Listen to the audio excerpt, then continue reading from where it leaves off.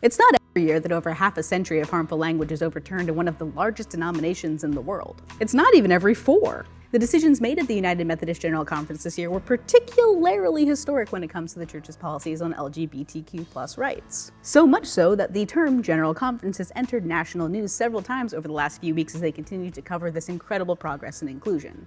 But what exactly happened? What is General Conference? What did they vote on? Why does it matter? And if you're looking for a United Methodist perspective on our own history in the making, you're definitely justified in asking, what's up with the 2024 General Conference? The UMC General Conference is the highest legislative body of the United Methodist Church and meets every 4 years to make denomination-wide policy decisions. Meaning that every 4 years, hundreds of delegates gather from around the world to change, update, and revise the official rules of United Methodism.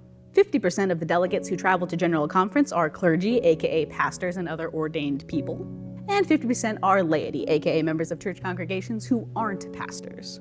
Delegates are chosen and voted on by their annual conferences, which are yearly regional gatherings that do more local legislative work. This year's General Conference was held in Charlotte, North Carolina. And technically, it was actually called the delayed 2020 General Conference because the pandemic prevented us from gathering 4 years ago. But that's pretty semantic. Delegates voted on over 1,000 petitions that were submitted almost a year ago for consideration, including changes in denominational policy, amendments to our Book of Discipline, changes in official ritual, and proposed statements for our social principles. Some of the most highly anticipated petitions this year were the 3 Rs, which related to the church's stance on LGBTQ+ rights.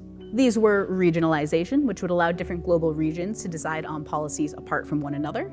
In practice, this would allow ministry to be contextualized around the world, adapting Methodism into the various places it has cropped up. The other Rs were restrictive language removal and revised social principles.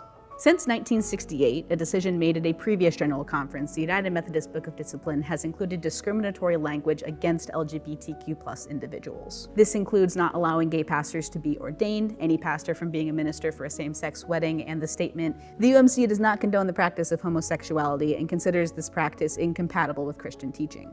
However, with an overwhelming majority of 692 to 51, about 93%, this year's General Conference voted to allow the ordination of self-identifying gay pastors. They also voted to redefine marriage as between a man and a woman or two consenting adults of faith.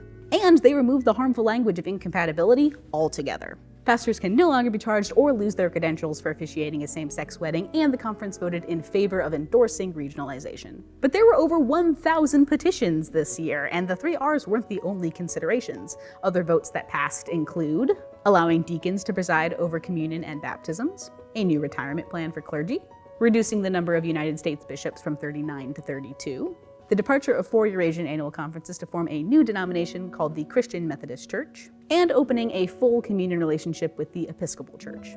Overall, General Conference this year was a highly emotional event held in tense anticipation after the delay in 2020. But with an overwhelming majority, our denomination has made a historic and significant step towards creating a more inclusive church for all.